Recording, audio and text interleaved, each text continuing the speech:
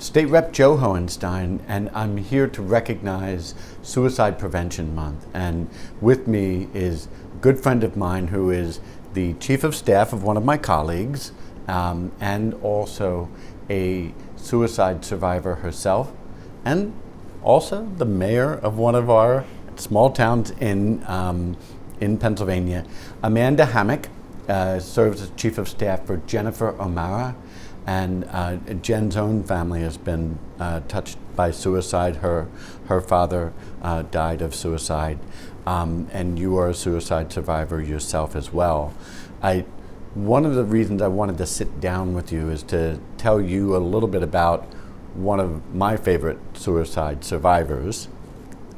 Guess we can say that, right? When people find a way to get through that despair and depression and find a way to begin celebrating. And a young man named Nate Brown is 15 now, and when he was 9, he attempted suicide.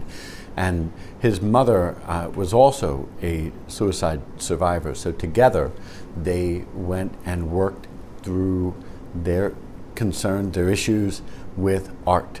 And so Nate throws a birthday party art show and makes it a benefit every year. So I bought a bunch of his pieces over the years. This is one of them. So I'm going to give this one to you.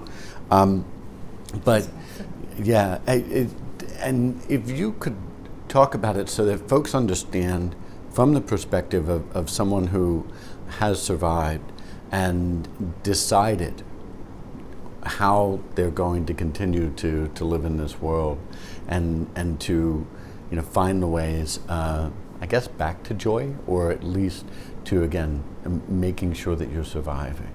So one of the things that I often talk about, and I talk a lot, as you full well know, is that those that are in that space, and I reference it as being at the bottom of a well, right? You're at that bottom and you can see up and you can see that light, but you've got smooth walls and you've got, no real clue or idea of how to climb out. So you just feel completely disconnected.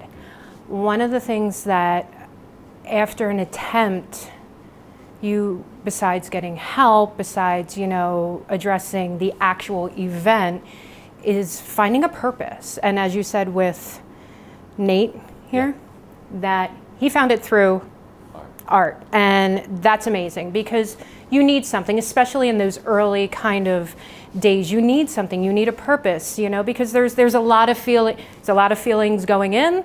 There's even more feelings afterwards, and it gets compounded by things like stigma. It gets compounded by, a failed attempt. That's one of the things that, we're kind of striving not to use as a failed attempt. It's just not language that is appropriate. It doesn't help people to find that way to move forward. Right. And I think that is something that if we begin to actually pay attention to allowing people freedom from the stigma, and they find ways to do it themselves by celebrating things, then that is part of the way forward. Now that has to happen not just with people deciding and doing it. It has to happen through therapy. It has to happen through real attention to mental health and to recognizing where triggers happen so that people learn how to step back, or to be able to move forward. And that's where we've got to make sure we're investing in our mental health. Absolutely. I can't stress enough that in my line of work with the advocacy end, oftentimes not only am I getting asked to speak, as an attempt survivor, that doesn't often happen. Right. We still kind of face the stigma more so than lost survivors or anyone else in that kind of group, because there's a whole idea that there was or is something wrong, like we have a catchable disease. So finding someone to be able to speak about it is difficult, and it can be a little hard. But in that, oftentimes when people come to me, it's to find more resources, because they look and they go, well, you've made it, and I wish I had a magic book. We should have a magic book that had all of these lists that were readily available, but we're still struggling majorly for it. And one of the key things, I've got a friend of mine who's struggling in the moment, and